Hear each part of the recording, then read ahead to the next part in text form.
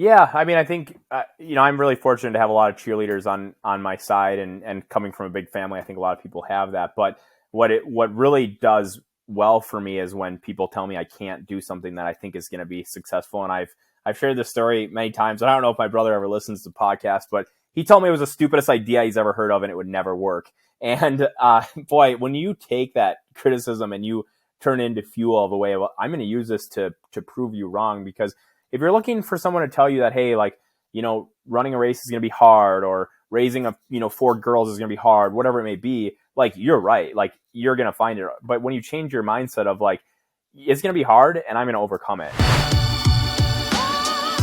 Welcome to season 2 of Winning with Beckwith. I am Matt Beckwith, and I have been a top producing loan officer, a business owner of several different types of businesses, and my goal is to bring you some of the lessons I've learned over the years, and honestly, that I'm still learning today through some of my experiences and the guests that we're going to bring on. So I hope you enjoy it.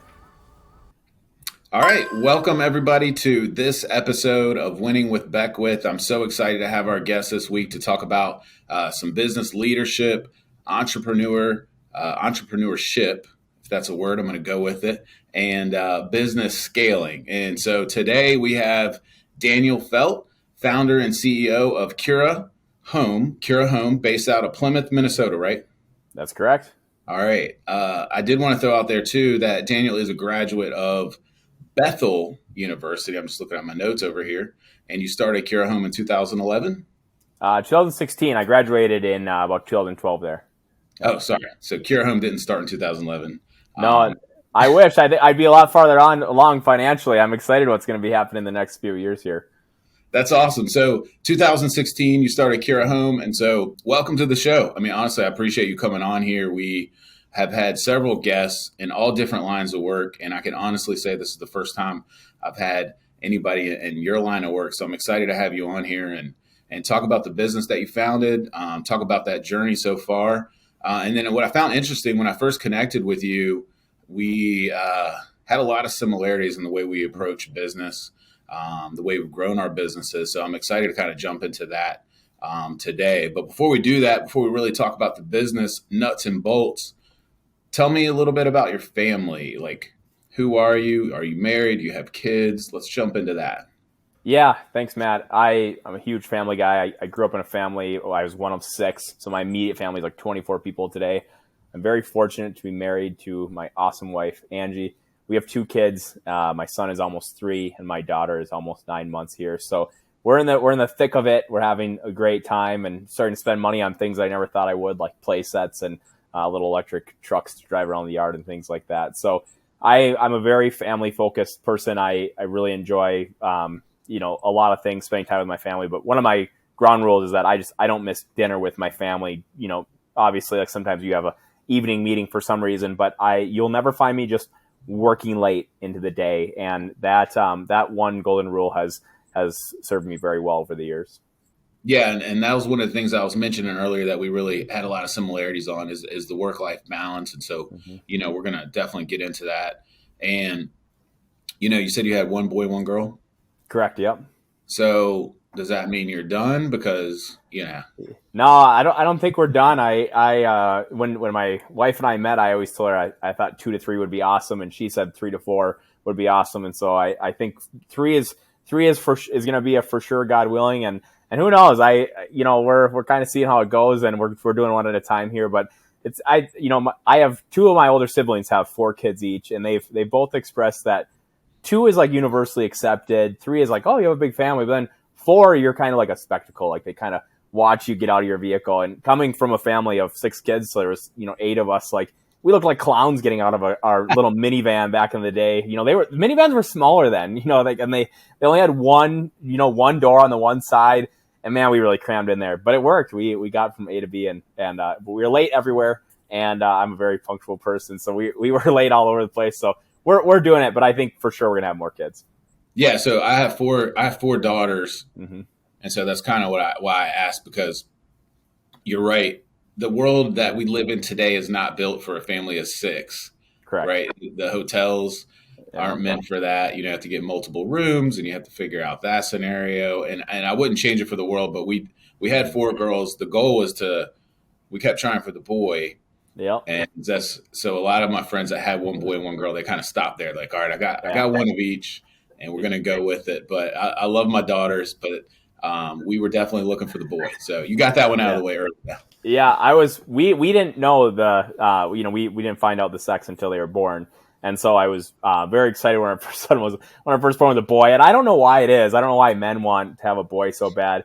But then after we had a boy and a girl, I was like, oh, sweet. But then I don't know, it was probably 6 months in. It was actually about a month in. I was like, our family isn't complete yet. Like I think there's for sure something. And we've looked at all sorts of avenues. Like I have my youngest sibling Amy has Down syndrome. So we looked at like adopting potentially someone with special needs, looking for a family. We're really open at this point. We're definitely not done growing a family through That's different cool. avenues. Yeah, that's really cool. I think that's great. And there's definitely a need out there for that. Mm-hmm. So when we first talked, you mentioned that you live on a hobby farm. Yeah. So I feel like we should incorporate that before we start talking about the business. Tell me first of all, what is a hobby farm, and then Yeah, a hobby farm is a farm that doesn't make money, Matt. We live on 10 acres in the west of the Minneapolis metropolitan area, and we're doing it. We've got I think like 60 chickens now, and we sell those to other people at church, and 2 cats, 2 chickens. And then as of recently, I have I really enjoy draft horses. They're like a giant Saint Bernards walking around, and our mare had a foal about 2 weeks ago. So that has been a very exciting journey for all of us. All the neighbors have come over and all of our family just to see that new foal. And those foals, when they're born, their head is almost as tall as you. I mean, they're huge animals right off the bat, and so that's been a very fun thing. So we've got the garden going on, and if you ever connect with me on social media, every once in a while I put up a little video of us driving our draft horses as if we're going to town to get flour and sugar. So we're enjoying all the things hobby farm life. But yeah, in summary, a hobby farm is just a farm that makes absolutely no money and costs a lot of time and effort. that makes sense. And it sounds fun. I'm sure the kids love it. They do. So I always like to ask people something that we don't know about you, or like the average person wouldn't know about you, the public, right? And we could have easily probably gone with the hobby farm, but I feel like maybe there's something else out there that only your close friends would know about you that really nobody else would know. Yeah. One thing that I haven't really shared publicly, I got kind of chewed out a little bit because I didn't tell enough people apparently. But I went skydiving for the first time last Saturday, and I got chewed out by a ton of people. But because I just shared a picture of me afterwards, and they all mom and sisters call, and they're all upset with you. But currently, one thing that most people don't know that because I haven't shared is that I'm training for my second Ironman right now. So this morning Nice. I was on a 19-mile run, which was so getting up at 4:30 in the morning to get some of those long distance things in. So that's coming up in about a month, and really excited because it's been 11 years since my last Ironman race, and my body, I'm a little older than I was last time. Things don't respond the way they once did, but I think it'll take me about 2 hours longer to do this Ironman this time around. But I have not shared that with really anyone outside of my close circle. Yeah, that's awesome. So what do you think and I'll add the three elements, I guess, if we want to call it that: running, biking, and swimming. What do you think is the hardest for you today? And is that the same that it was the first time you did it? Yeah, so I'm a rare person that for me the swimming comes easy. I grew up. My parents inherited some money when I was around 8 years old from my grandmother passing away, and they put a pool in remembrance of her. So I'm super comfortable in the pool. I swam competitively even 2 years into college. So the swim for me is like no problem. And then with all the technology today, it's tracking your heart rate and your heart rate zones. There's 5 zones. So on the swim, I'm in zone 2. The bike is a little more difficult for me, and then the watch kind of reminds me of that because I'm in zone 3 most of the time on that, and I'm a heart rate zone right around 135. But the run it seems to be the most challenging for me, probably because it's last, and so you're kind of drained. But I am in zone 4 of the 5 on that one, so I'm putting out the most amount of effort. And for me, I'm just trying to stay consistent. You can't just like go out in the swim and try to like beat everyone. And I maybe could if I went like super hardcore, but you can't swim the race. And my very first triathlon, that's what I did. I went all out in the swim.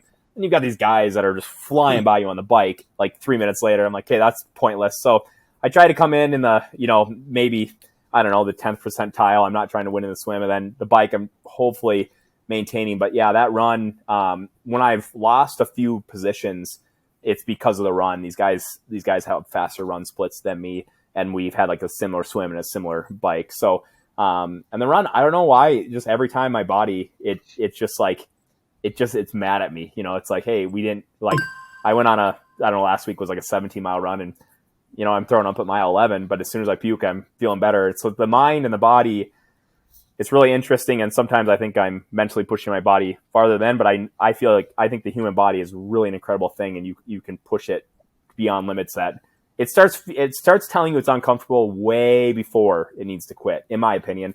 But I also may be a lunatic. So I'm a No, little crazy out there. I think you are partly lunatic.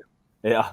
I tell my daughter that. So she's a very competitive soccer player. Awesome. And I always tell her that if you don't get to the point where you're right about to throw up, it probably means you haven't worked as hard as you could have.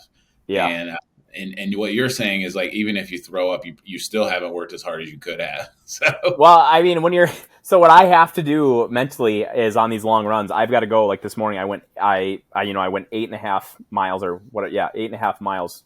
I don't know. I did kind of split it up, but I got to go out halfway so that I get to the halfway mark. And now the only way back is you gotta get yourself back. And so when you're on mile 11 and you still have 6 miles to go till your vehicle is parked or home, it's like you gotta keep going. And I don't want to walk. That's going to add an extra couple hours to my day. And we all have things going on. So yeah, it's very interesting. But a lot of times I don't throw up very often on my runs or bike rides.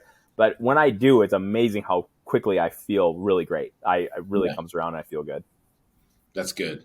So a lot of times I spend some time on the podcast kind of getting to know the personal side of you, because I do think for the audience, it's important to know, hey, this is a normal guy.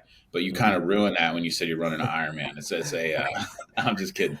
But no, it's good to know a little bit about you. I do want to transition into the business side of things, because I'm really excited about the business that you started and the business that you're growing. So tell us a little bit about Kura Home, like what's your the business that you're in, and kind of the concept there.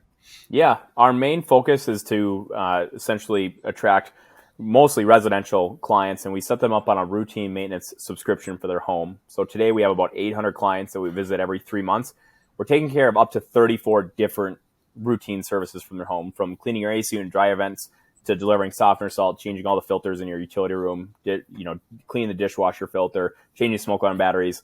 It's an a la carte option for our clients. So started that in 2016, and slowly but surely we've it's kind of a snowball effect, because they are on a routine maintenance subscription, and they were coming back every 3 months.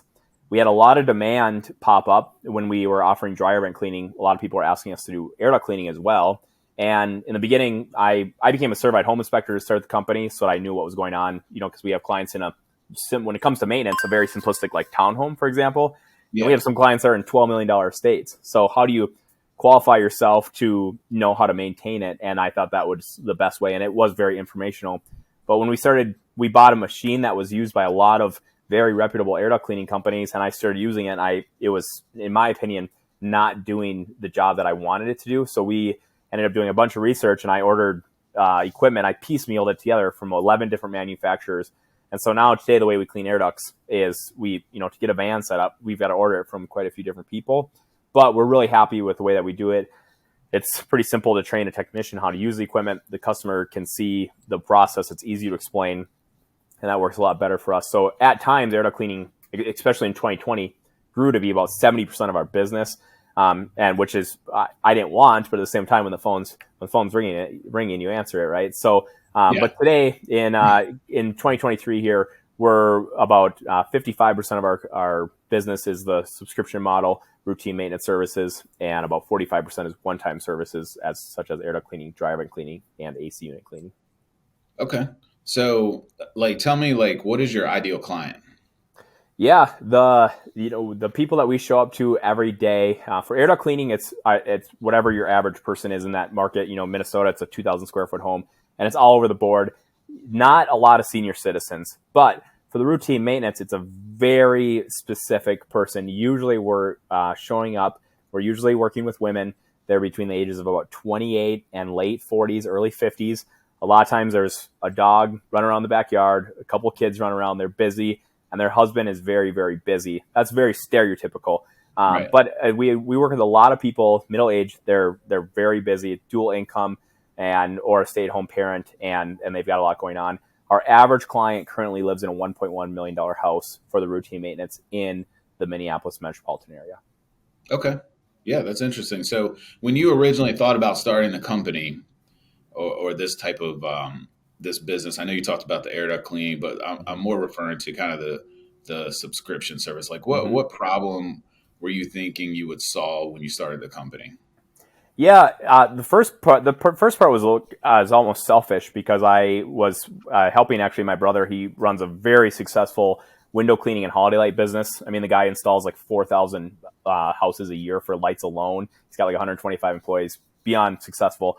But the problem is that in Q1 you make no money. He's not doing anything, and realistically, Q3 was kind of slow too. So Q4 is awesome because you're putting up all these lights and everyone wants it done. But essentially what I was looking for was a company that someone who maybe college wasn't for you, and maybe you don't want to work at a desk. Maybe you went to college, but you just want to work at a desk. And it's something that you could work year long and you're not having to do like strenuous labor. Like you're not having to like pour concrete, for example.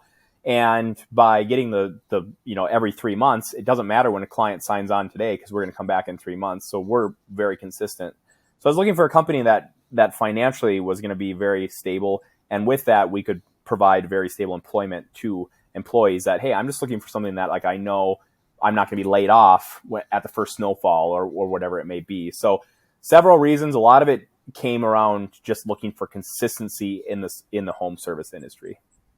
Okay. So the key, or I guess the thing is just that consistency. Number one, for your employees, like, so they didn't get kind of experience the ebbs and flows, I should say, of that world, right? But also consistent income. For sure. And obviously, you can want all these things, and if the market doesn't want it, right, the phone's not going to ring. And so from there, it was finding, is there a need for this? And for me, today I'm 33 years old, and so I'll make fun of millennials, and I'll say that a lot of us millennials don't know crap about maintaining a house, and new technology is coming out very consistently as houses become more and more efficient. And a lot of us grew up in a daycare. We didn't grow up watching our parents maintain their home and do this or do that. And so it's just a really, it's amazing how many times we go into someone's house and we'll do a free walkthrough with you to show you what we could maintain.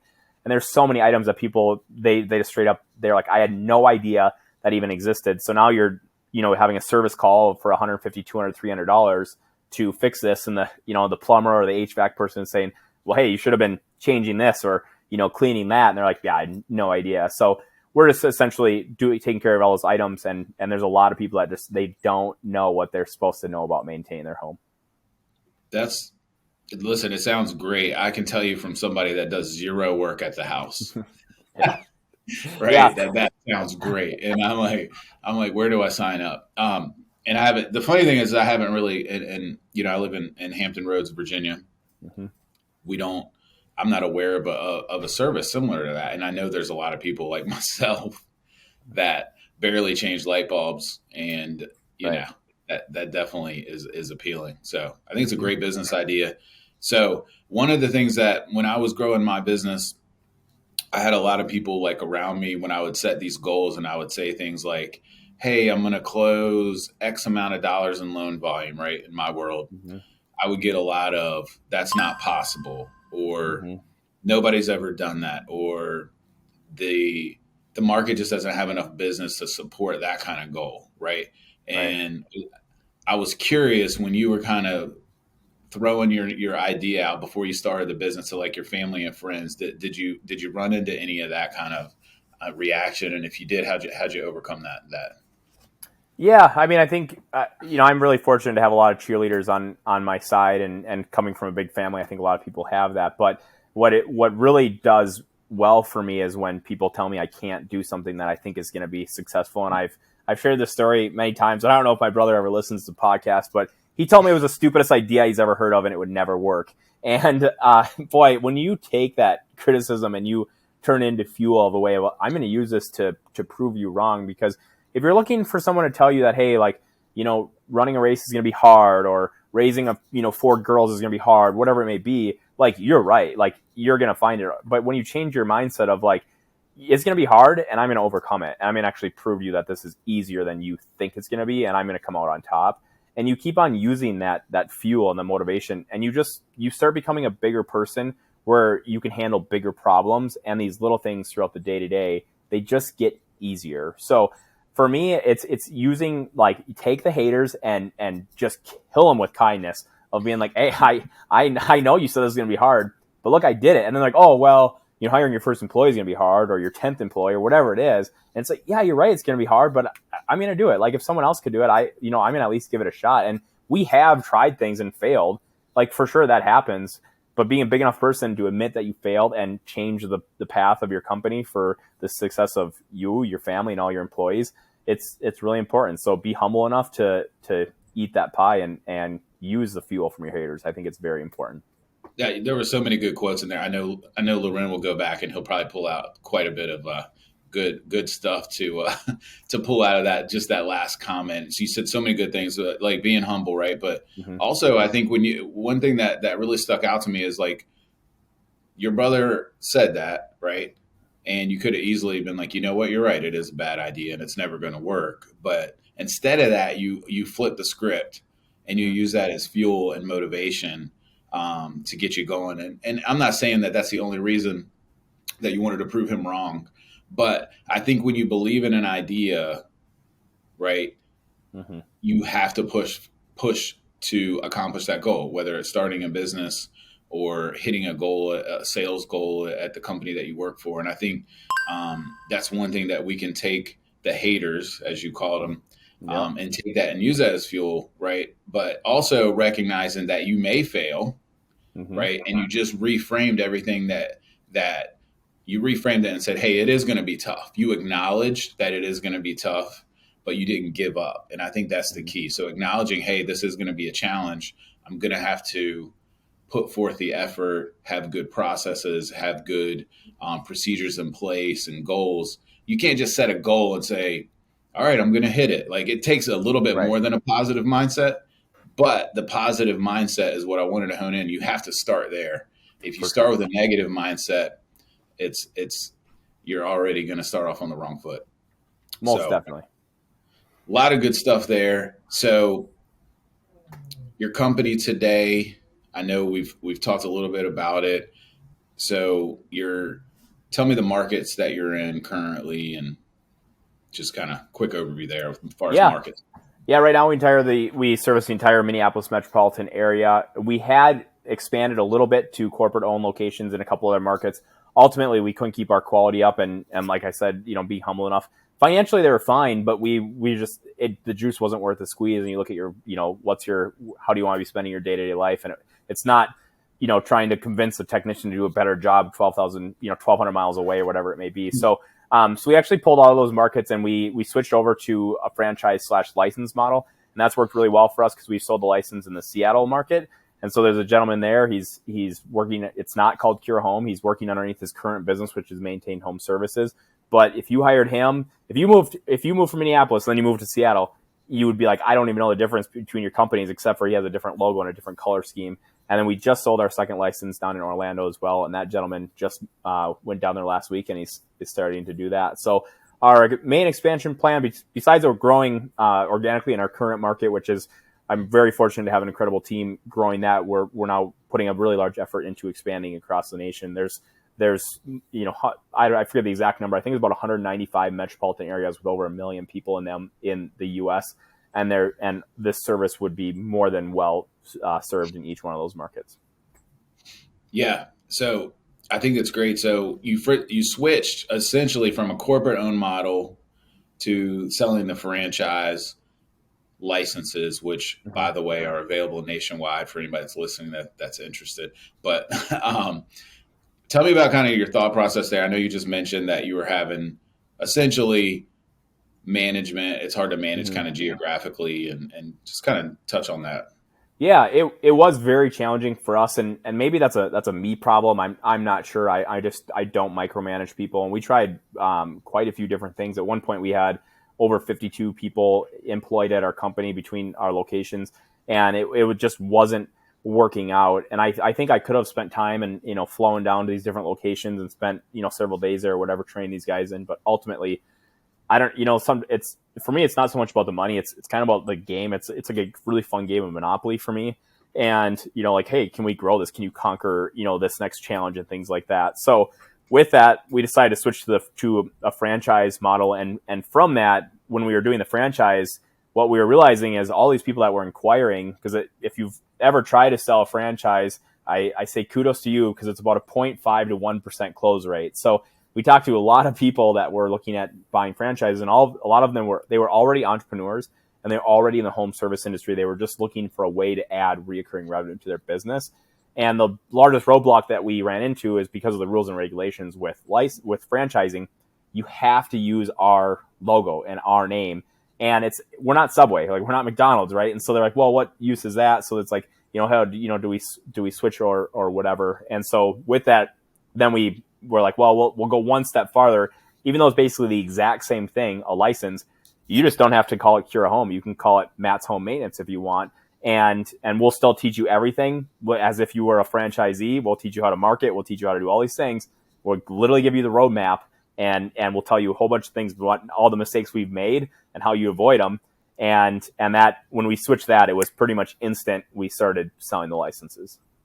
Yeah, I think that totally makes sense. I love the transition there, and being able to be humble, right, and realize what you were doing wasn't working, and switching that up. So there's so many things I want to touch on. So I want to ask you, who was the first, not the person's name, but what was the first position that you hired at Kura Home? Yeah, the very first guy that we hired was a part-time technician, and he was taking a break between high school and college. He was taking a year off, and he was looking for basically part-time work. I think that's one of the largest stress in the home service industry to hire someone is if you're running your own company, it's just you're a one-man show. You're probably you're doing like 6 hours of work in the field a day, and then you're working like 4 to 6 hours a day at home, while working on like marketing, answering the phone calls, the emails that are coming in. And you're like, well, once I'm working 8 hours, I'll hire someone. And you're going to be stuck there forever, unless you're like you have some magic power that I don't know about. But it's basically, it like doesn't really work. And so fortunately I hired this guy, and he's like, oh yeah, he's like, I'll work 10, I'll work 40 hours a week. And he took a lot of that stress off of my shoulders, because he was fine with whatever. And as soon as I hired him, it was sweet, because I was like, perfect. He was working, we'd work usually from like 8 to 2 o'clock, and I was still doing my thing. But then I was afraid to buy a vehicle. So my roadblock was, I'll buy a vehicle once we're doing 8 hours of work, and you can go do your own. But I wasn't willing to get there. And fortunately, I hired a business coach in early 2018, and he really kicked my butt. We actually bought a van, and within 2 months, we needed a second van. As soon as I allowed that technician to go out and start doing his own thing, and I was just working on the business of that level, where I was out trying to network and market and build the business, almost instantly we needed a second van, and we started running 2 crews. So we went from making it was like $8,000 a month in January of 2018, when we were making $28,000 a month by the end of the year. So we just by delegating some of those tasks. So once we got 3 crews, we then hired a client care coordinator, and at the time it was an administrative assistant. But the problem is, when you're hiring an administrative assistant, a lot of the people that are applying for those jobs are looking more for a job where they like answer the call and they forward it on. Like, oh yeah, like think of like when you call a car dealership. Oh, you're looking for sales? I'll get you over their maintenance. Yeah. We need a client care coordinator, someone who's like going to manage that. And when we learned that out, we started going through those growth. We started breaking some of those ceilings that a lot of service businesses hit. Yeah. So you touched on a lot there. I talk about this a lot. I've talked about it on this podcast. I talk about it with one-on-one meetings, business owners that they're waiting to hit a certain target before they hire that next position. And you almost need to proactively hire, is what you're saying, in expectation, right? Because before you hired the part-time technician, you were doing the technician work, correct? Oh yeah. Yeah. Kura Home was me. Yeah. You're out in the field, and no matter what you do for a living, right? If you're a doctor, you're a lawyer, the same principle applies. If you're a real estate agent, if you're a loan officer, right? You are doing the work right? But you can't grow your business and you can't scale until you delegate some of that work to somebody else and hire somebody. And so a lot of times what you're saying is I technically you hadn't got to that 8 hours a day Mm-hmm. of that other work where it made sense. But once you hired that person, your revenue almost tripled, right, Right. within a short period of time. And that's what I tell people. It's not about how much you make on each deal at the Mm-hmm. end of the day, or each transaction in your case. It's about how much you make total, right? Yeah, your expenses may have gone up, but your revenue also went up, which means now you're able to scale and grow a business. So a lot of good things in there. For the audience, like rewind and listen to that a couple times. Like you really hit a lot of key points in that. I really wanted to touch on the work life balance. So Mm-hmm.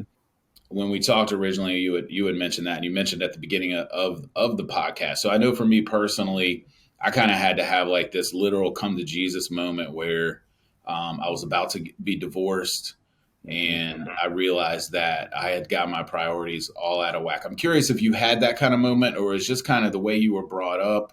Like, what kind of brought you to that point where you realized that work life balance is critical? You know, for me, it's kind of all come together really nicely. There was a moment where I asked for some time off of work when I was employed by my brother's company, and it was in late July when we were doing absolutely nothing. And he said, no, like, I need you in the office. I'm like, we're literally doing nothing. Like, I don't need to be here. And that was actually a kind of a deciding moment for me. And he, everyone's becoming a better business person. I'm sure he's a lot better at that. But at the time, he was like, I need you here. And I watched my dad. We grew up. We had no money, but my dad was around, and he went to work at like, it had to have been like 4:30 or 5 o'clock. But he was there right around the time we got off the bus. Like, he was home around 4 o'clock in the afternoon, and I always really appreciated that about my dad, that he was there. And so I saw that in my parents. Fortunately, my mom, was running her own business, and so she was able to work from home, be at home with us, and I absolutely loved that. But ultimately, for me, especially through COVID, seeing that, hey, like, I can actually get a lot done in a short amount of time. Like, I can really like crunch a lot of things together and get a lot done. But I have seen both of my kids, the first time they crawled, I was here for that. That was very important for me. I saw the first time my son walked, because after this, I can go up and get my kids up once they wake up from their nap. And those moments are really important for me, because ultimately I don't want to go through. I'm not working to get that gold watch when I'm 65 and retire. That's not what's important to me. I'm not trying to, climb any sort of ladder. I think I see the relationship that I have with my parents, and that's only because they were around so much growing up. And I want to have, if I have even close to that same relationship with my kids, it will be a huge success for me. And my son was just accepted into his preschool like 2 hours a week or something, whatever. I'm like, shoot. Like, we're one step closer to dropping you off at college here. So I love being a dad, and I know that doesn't come naturally or organically for everyone, but I love being a dad. I love being around my kids, and I love seeing the world through their eyes the way that they see it. So I've just created a life for me that works out, that I can enjoy those little things in life.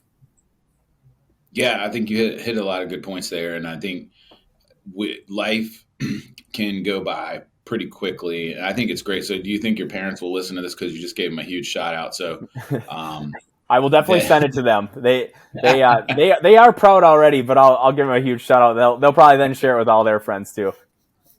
No, and I think that's great. And I think that's like a really great gift that they left you, and a legacy that I'm sure your kids will carry on too, is that importance of that work-life balance in that family. And I think at the end of the day, it helps you as a business owner to have that balance, Mm-hmm. instead of the reverse, where the world and a lot of people would tell you that, oh, you got to work, 60, 80 hours a week in order to be successful. But I think it's counterproductive sometimes.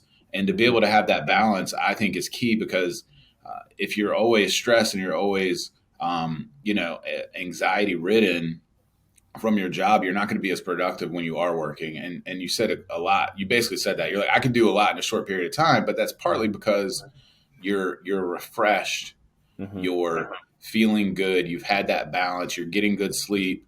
I hope, right? Your kids Mm-hmm. might be old enough where you're getting good sleep, and then you're able to work out. All those things I think are important to actual business, which a lot of times people don't associate that. So I think that's important.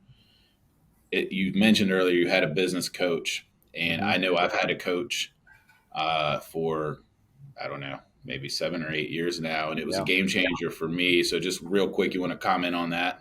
Yeah, my biggest thing is to never stop learning. A coach is awesome. If you wanted to, do a race or whatever, right? If you be really fit, you'd hire a coach for it. My largest thing is just never stop learning.